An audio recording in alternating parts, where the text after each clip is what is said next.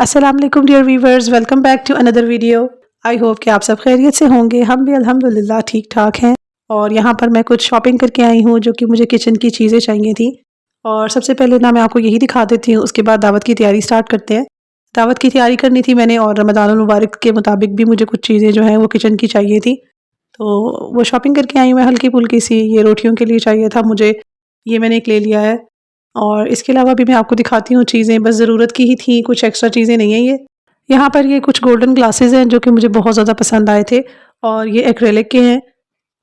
देखने में इतने ज़्यादा खूबसूरत लग रहे थे और लग रहे थे कि शायद ये कांच के हैं, लेकिन ये एक्रेलिक के हैं। घर में कांच के ला के ना टूट जाते हैं, तो मैंने इस दफ़ा सोचा ही हुआ था कि मैं प्लास्टिक के यूज़ करूँगी घर में, तो मुझे ये गोल्डन में लगे प्यारे, तो मैंने यही वाले ले लिए हैं।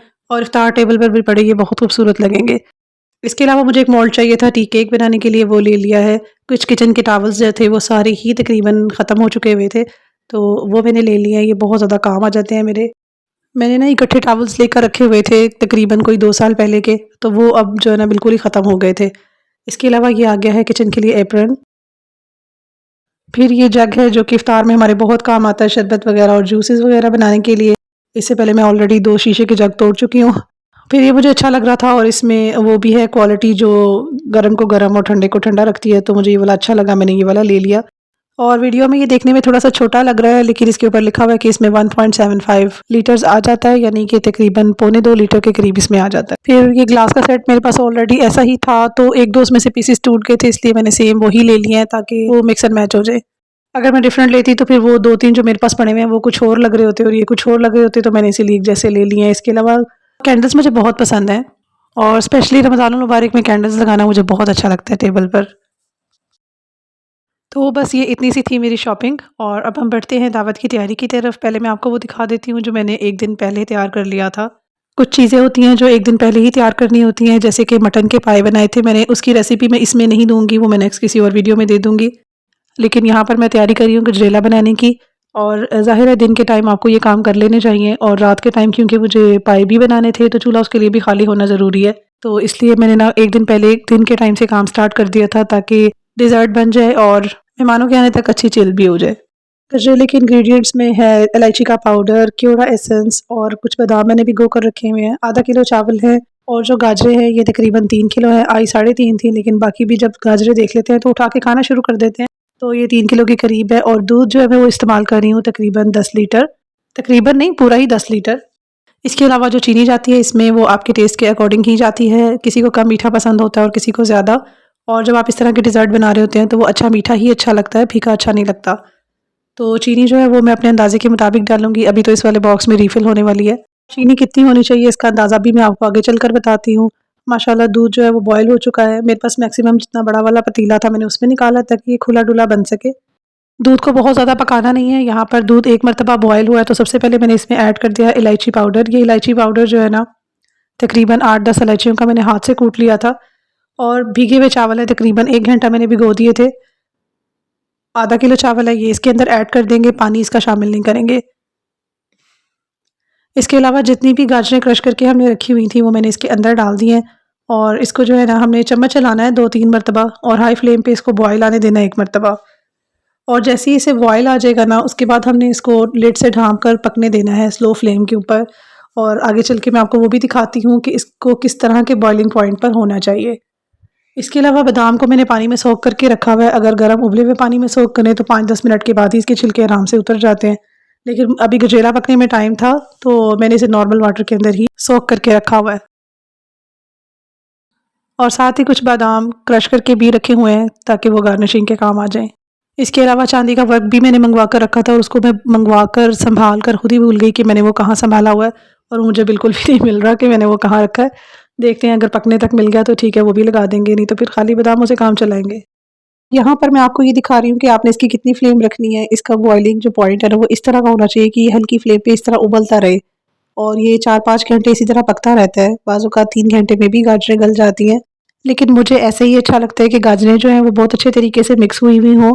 और कुछ लोग इस तरह बनाते हैं कि वो गाजरें ना क्रश नहीं करते ठीक तरीके से और गाजरें उसमें ना बड़ी-बड़ी और कच्ची-कच्ची सी आ रही होती हैं। तो इसको अच्छे तरीके से गलाने के लिए आपको इसको तकरीबन 3-4 घंटे तो लाज़मी पकाना पड़ेगा। उसके बाद आप इसको विस्कर की मदद से विस्क करते रहेंगे। और यहाँ पर मैंने बड़ा विस्कर ले लिया है। पहले मैंने छोटा यूज़ करी थी तो 1-2 मरतबा मेरा हाथ भी जल गया। फिर मैंने बड़ा विस्कर निकाला, मैं उसके साथ इसको अच्छे तरीके से विस्क कर रही हूँ। फिर जब मुझे लगेगा कि ये मेरे मर्ज़ी के मुताबिक थिक होने लग गया है तो मैं इसमें ऐड कर दूँगी चीनी। चीनी भी अपना पानी छोड़ती है, उसको दोबारा गाढ़ा होने में थोड़ा-सा टाइम लगता है। लेकिन जब हम विस्कर से इसको मिक्स कर देते हैं ना, उसके बाद हमने इसको छोड़ना नहीं होता, क्योंकि फिर इसके नीचे लगने का ख़तरा हो जाता है और अगर ये थोड़ा बहुत भी नीचे से जल जाए ना, तो फिर सारी आपकी मेहनत ज़ाया हो जाती है, क्योंकि फिर सारे ही गजरेले में जलने की ना एक स्मेल सी आ जाती है। बस यहाँ पर ये बहुत ज़्यादा छींटे उड़ाता है, तो यहाँ पर एहतियात से काम करना है और ये अब मेरी मर्ज़ी के मुताबिक थिक हो गया है। बहुत ज़्यादा भी थिक नहीं करेंगे कि ये ठंडा होकर कुछ ज़्यादा ही हार्ड हो जाए। थोड़ा इसमें हल्का-फुल्का सा लिक्विड आपको फ़ील होना चाहिए और एट द सेम टाइम ये गाढ़ा भी होना चाहिए। इसके अलावा भीगे हुए बादाम जो कि मैंने दरमियान से आधे-आधे कर दिए थे, इसके अंदर ऐड कर दिए हैं। बादाम मुझे इसमें बहुत ज़्यादा अच्छे लगते हैं।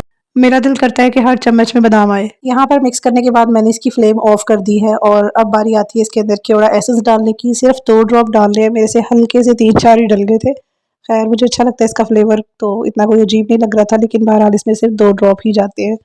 अगर ज़्यादा चला जाए तो ये कड़वा भी हो सकता है। तो बस यहाँ पर इसको मैंने अच्छे तरीके से मिक्स कर लिया है और अब मैंने ना डिस्पोजेबल बॉक्सेस ले लिए जो लिड के साथ आते हैं और इसके अंदर मैंने ना सारी फिल कर देने हैं, क्योंकि ये पार्टीज़ के लिए ना ईज़ी रह जाता है। क्योंकि डिज़र्ट खाने के बाद इतना ज़्यादा नहीं खाया जाता, तो इसलिए मैंने छोटे-छोटे बॉक्सेस में डाला है ताकि सबके लिए ईज़ी हो और कम से कम वेस्ट हो। इसके अलावा कुछ और बॉल्स के अंदर भी ये पूरा आ गया था, कुछ मैंने डिस्ट्रीब्यूट भी किया था अपने नेबर्स में। इसके अलावा राइट साइड पर ये जो 2 छोटे बॉल्स हैं, ये तो हमने बनने के बाद थोड़ी देर में हल्का-फुल्का सा ठंडा हुआ था, तो उसी वक़्त ही खा लिए थे, क्योंकि बस बर्दाश्त ही नहीं हो रहा था। मैंने लास्ट ईयर भी गजरेला नहीं बनाया था सर्दियों में, लेकिन ये मैंने 2 साल के बाद तकरीबन बनाया है, तो बस अब बंदा बनाए और खाए भी ना, ये कैसे हो सकता है। और ये वाला बड़ा बाउल भी मैंने दावत में ही सर्व करना था, क्योंकि जो गेस्ट हैं वो तकरीबन 16 से 18 थे और डिस्पोजेबल बॉक्सेस मुझे कुछ कम लग रहे थे इसीलिए। इसके बाद हम लगाते हैं इनके ऊपर लिड्स और इन्हें फ्रिज में रख देते हैं, क्योंकि अब ये बाहर पड़े-पड़े नॉर्मल टेम्परेचर पर आ गए थे। चलते हैं अपनी दूसरी रेसिपी की तरफ और यहाँ पर मैं रोस्ट बनाने की तैयारी कर रही हूँ, क्योंकि मुझे रोस्ट वाले राइस बनाने हैं। राइस जो है वो मैं फहीटा फ्लेवर के साथ बनाऊँगी, लेकिन उसके ऊपर मैंने चिकन जो है ना बीच में मिक्स नहीं करना। तो चावल जो है वो मसाला राइस बनेंगे और उसके ऊपर मैं ये रोस्ट रखूँगी। यहाँ पर मैं एक मज़ेदार सी मैरिनेशन रेडी करने लगी हूँ जो कि रोस्ट के ऊपर लगेगी। इसके लिए मैंने हरी मिर्चें ले ली हैं और साथ में लहसुन अदरक का पेस्ट डाला है। साबुत चीज़ें इसीलिए डाल रही हूँ क्योंकि मुझे अभी इसको ब्लेंड करना है सारे मिक्सचर को, इसलिए सब चीज़ें साबुत ही ऐड करती जा रही हूँ। 2 टेबलस्पून चाइनीज़ वाले सारे सॉसेस चले गए हैं, पेपरिका पाउडर चला गया है, ज़रदा रंग डाला है मैंने इसके अंदर, नमक जाएगा, हल्दी पाउडर जाएगा, सुर्ख मिर्च पाउडर जाएगा। नमक भी मैंने 3 चम्मच डाला है क्योंकि 3 फुल चिकन थी मेरे पास और जो मिर्चें हैं, सुर्ख मिर्चें, ये भी मैंने 3 बड़े-बड़े चम्मच डाले थे, लेकिन बल्कि ये साढ़े 3 ही हो गया था। 1 पैकेट मैंने इसमें डाल दिया है तिक्का मसाला का और अब इसके अंदर ऐड कर देते हैं थोड़ा-सा फहीता स्पाइस मिक्स और यही फहीता स्पाइस मिक्स जो है वो मैंने चावलों में भी ऐड कर देना है। और जो इसके अंदर मैंने तिक्का मसाला और फहीता स्पाइस मिक्स जो यूज़ किए हैं ना, मेरे पास बेक पार्लर की मैकरोनीज़ होती हैं और उनके अंदर से जो टेस्ट मेकर निकलता है ना, मैंने ये वो वाले यूज़ किए हैं। इसके अलावा 4-5 बड़े-बड़े से इसके अंदर मैंने लेमन स्क्वीज़ कर देने हैं। लेमन एक तो चिकन को गलाने के भी काम आता है और दूसरा बहुत फ्लेवरफुल हो जाता है इससे सारा मटीरियल। इसको हल्का-फुल्का सा मैं मिक्स करके देख रही थी कि इसकी कंसिस्टेंसी किस तरह की बन रही है, क्या लिक्विडी चीज़ें इसमें ज़्यादा तो नहीं हो गई। अब इसके अलावा मैं इसके अंदर कुछ साबुत गरम मसाले भी ऐड कर दूँगी, जिसमें आ जाएगा साबुत सूखा धनिया और ज़ीरा और साथ में कुछ अजवाइन जाएगी इसके अंदर और काली मिर्चें मैंने साबुत डाल दी हैं क्योंकि पिसी हुई इस वक्त मेरे पास ख़त्म हो गई थी और ये सब ब्लेंड तो होना ही है, तो उसके अंदर ये आराम से मिक्स हो जाएगा। और ये 2 चम्मच एंड पे मैंने इसके अंदर डाल दिया है बेसन, जो कि इसकी जो थिकनेस को है वो बहुत अच्छा रखता है और सारा मसाला इस बेसन की वजह से चिकन के ऊपर बहुत अच्छे तरीके से स्टिक किए रहता है। फिर 1 पाव से कुछ ज़्यादा मैंने दही ले लिया है और सारा ब्लेंड किया हुआ मिक्सचर मैंने उसके अंदर डाल दिया। दही को विस्क कर लिया अच्छी तरीके से मसाले के साथ ही और अब बारी आती है कि चिकन को अच्छे तरीके से मसाज दे दिया जाए इस मसाले का। जैसे ही मैंने चिकन को वॉश करके बास्केट में डाला था ना, तो साथ ही मैंने इसके अंदर कट भी लगा दिए थे और ये मसाला सब कट्स के अंदर बहुत अच्छे तरीके से आपने फिल करना है और मेक श्योर कि चिकन जो है वो अच्छे तरीके से ड्राई हो चुकी हो, तभी इस पर मसाला लगाएं ताकि मसाला इसके ऊपर अच्छे तरीके से स्टिक रहे, ना कि बह जाए। इसके बाद मैंने इसको फॉइल के अंदर लपेट कर फ्रिज में रख दिया था और नेक्स्ट डे मैं इसको बनाऊंगी और इसको ना मैं एक बड़े पतीले के अंदर स्टीम करूंगी इंशाल्लाह, फ्राइंग वगैरह का इरादा नहीं है।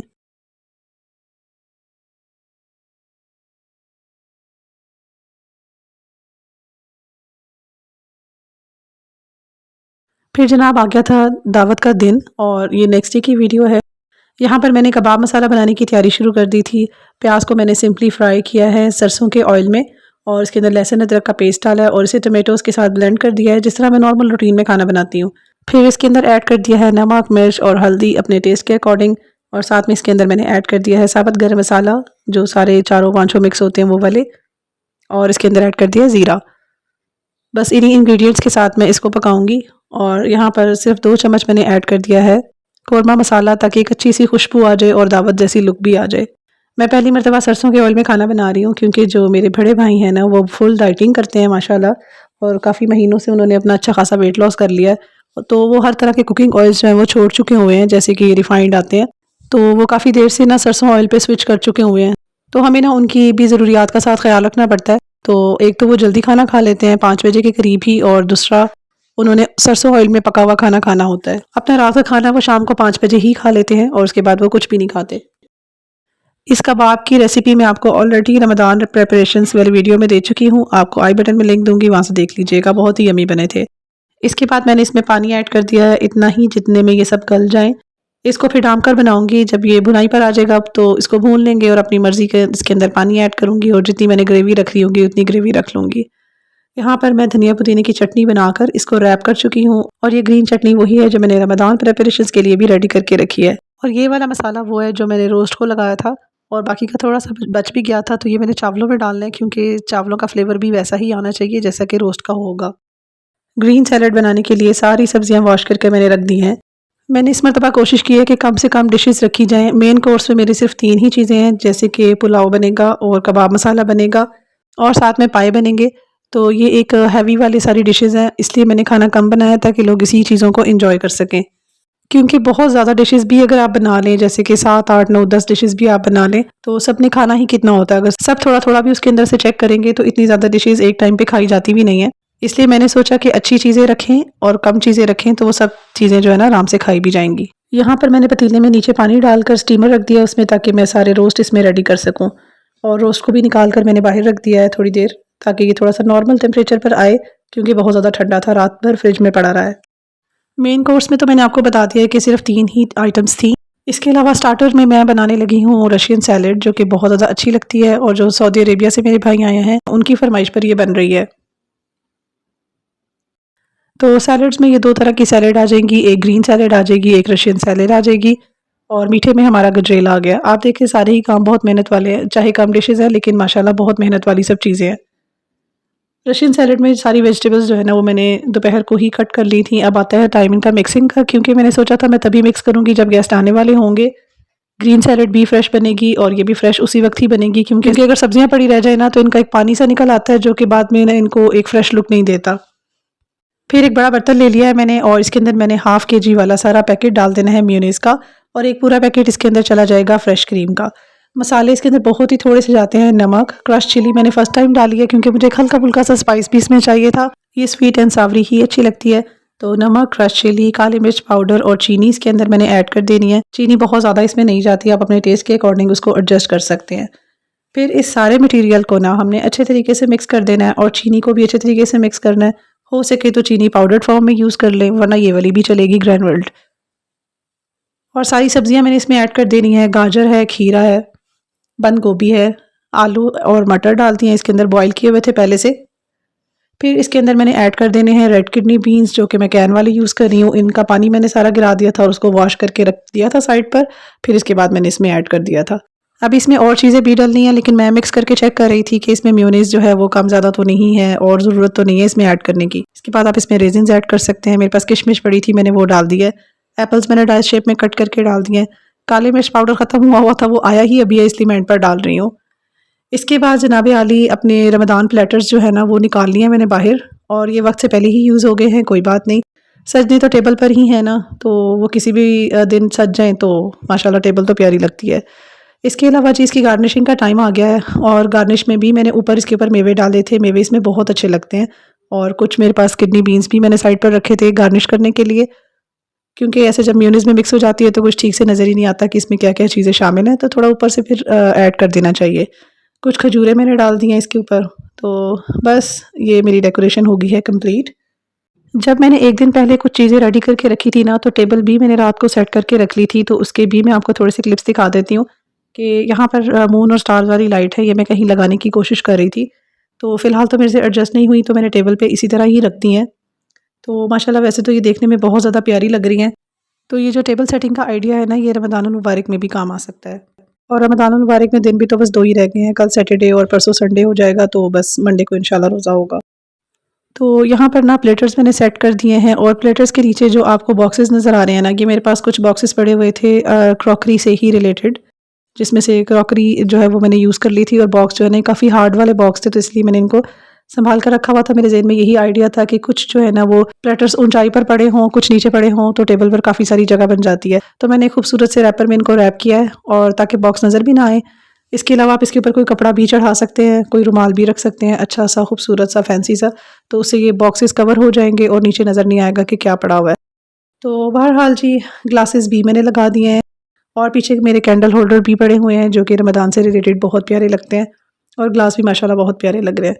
इसके अलावा मैंने सब प्लेटें, ग्लास, शीशे के जो थे दूसरे और साथ में स्पून्स वगैरह सब वॉश करके अच्छे तरीके से ढाँप कर रख दिए थे साइड पर दूसरी टेबल पर। और ये काम जो है ना पार्टीज़ को जब आप अकेले हैंडल कर रहे होते हैं ना, तो आपको एक दिन पहले ही सारे काम करने पड़ते हैं। तो बर्तन वगैरह भी मैंने सारे लगा दिए थे। यहाँ पर जितनी भी वेजिटेबल्स हैं वो मैंने कट कर ली हैं और इनको हम एक जगह मिक्स कर देंगे। बहुत ही मज़े की इसकी मैं ड्रेसिंग रेडी करने लगी हूँ जो कि ऑलिव ऑयल से बनेगी। सबसे पहले इसके अंदर चला जाएगा ऑलिव ऑयल और आप अपनी क्वांटिटी के हिसाब से इसके अंदर ऐड कर सकते हैं कम ज़्यादा। फिर 2-3 लेमन मैंने इसके अंदर स्क्वीज़ कर दिए थे और इसके अंदर मैं सिर्फ ऐड करूँगी नमक और काली मिर्च पाउडर। तो उसको फिर अच्छे तरीके से मिक्स कर लेना है और ये बहुत ही मज़ेदार सी ड्रेसिंग रेडी हो जाती है सैलड के लिए। तो आप इस तरीके से बनाकर ट्राई कीजिएगा, आपकी सैलड बहुत मज़ेदार बनेगी। फिर इस मटेरियल को मैंने सैलड के ऊपर डाल दिया था, सैलड को कर दिया था अच्छे तरीके से मिक्स और इसको शिफ्ट कर देंगे 2 तरह के बाउल्स में। चरखे भी मेरे रेडी हो चुके हैं और यहाँ पर आप देखें कि कैसा धुआं निकल रहा होगा इनके अंदर से। माशाल्लाह अभी-अभी ये तैयार हुए हैं, तकरीबन इनको 1 घंटा लग गया था बनने में। इसके अलावा मसाला राइस रेडी हो रहे हैं। यहाँ पर प्याज फ्राई हो गया है, लहसुन अदरक का पेस्ट डाला है, कुछ हरी मिर्चें क्रश करके डाल दी हैं और साथ में 1-2 टमाटोज़ डाल दिए हैं। और ये वाला मसाला जो रोस्ट का मसाला था वो मैं इसके अंदर ऐड करने लगी हूँ। और इस मसाले के साथ मैंने थोड़ा-सा ऐड कर दिया था इसमें फ़हीता स्पाइस मिक्स जो कि आगे नज़र भी आ जाएगा। फिर अपनी मर्ज़ी का इसके अंदर पानी डालना है, जैसे ही पानी को बॉयल आ जाए तो इसमें हम ऐड कर देंगे राइस। और यहाँ पर बस मैं अब क्या ही दिखाऊँ क्योंकि धुआँ जो है वो कुछ दिखाने दे ही नहीं रहा। तो बहुत ही ज़बरदस्त इसका टेस्ट था, जब आप रोस्ट वाला मसाला डालते हैं तो इसका टेस्ट बहुत ज़्यादा मज़ेदार हो जाता है चावलों का। बहुत ही फ्लेवरफुल चावल बने थे। फिर एंड पर ना इसके अंदर डाल देना है ज़र्दा रंग और साथ में धनिया, पुदीना, हरी मिर्चें स्प्रिंकल करनी है। लेमन हो तो वो भी ऐड कर सकते हैं, लेकिन मैंने अपने बाबा की वजह से नहीं डाला क्योंकि वो यूज़ नहीं करते। फिर चावलों को दम पर रख देना है और फिर बाद में इंशाल्लाह सर्व कर देंगे। यहाँ पर कुछ गेस्ट आ चुके हैं तो मैंने एपिटाइज़र के तौर पर रशियन सैलड्स जो है वो सर्व कर दिया है। वॉइस ओवर कर के मैं इतना थक गई हूँ कि मेरे से अब बोला भी नहीं जा रहा, तो माज़रत उल्टे सीधे अल्फाज निकालने के लिए। तो ये है जी माशाल्लाह माशाल्लाह मेरी टेबल के लोग। यहाँ पर ना तकरीबन कोई थर्ड टाइम खाना लगा था, तो कुछ मेहमान लेट थे, कुछ जल्दी आ गए थे और किसी ने कुछ टाइम से पहले खाना था और हमने बच्चों को भी एक अलग शिफ्ट में खाना खिला दिया था। तो माशाल्लाह तकरीबन 4 से 5 मरतबा खाना लगाया गया था। तो एक टेबल जब ये प्रॉपर्ली इस तरह सेट हुई थी तो मैंने जल्दी से इसकी थोड़े से क्लिप ले लिया था क्योंकि ये दिखाना भी ज़रूरी है। तो ये तमाम डिशेज़ आ गई हैं मेरी। पाई की रेसिपी मैंने इसीलिए ऐड नहीं की क्योंकि वीडियो जो है वो ऑलरेडी बहुत लंबी हो गई है। तो पाए आप ऐसे ही देख लें, नेक्स्ट इंशाल्लाह व्लॉग में मैं इसकी रेसिपी भी आपको दूँगी, ये बहुत ही ज़्यादा अच्छे बनते हैं। और ये है जी पाए का मेरे लिए प्याला और इसके अंदर मैं नान को डिप करके खाऊँगी। आपको भी दावत है, आ जाएँ और खा लें। तो बहुत थक गई हूँ मैं, इंशाल्लाह फिर मिलते हैं आपसे बहुत जल्द, तब तक के लिए टेक केयर एंड अल्लाह हाफ़िज़।